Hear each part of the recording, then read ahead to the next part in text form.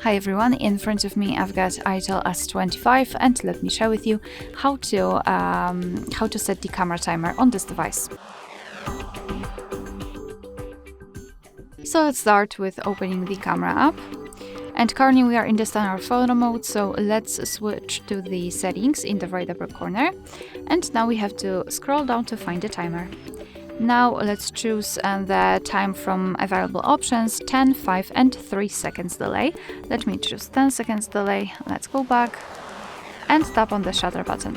And from now on, this device will count down from 10, 5 or 3, depending on which option you've chosen, and after that time it will take a photo.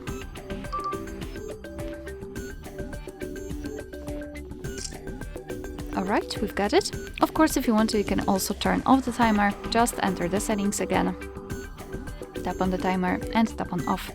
And from now on, your device will take photos right after touching the shutter button. Alright, so that will be all. Thank you so much for watching. Please hit the subscribe button and leave the thumbs up.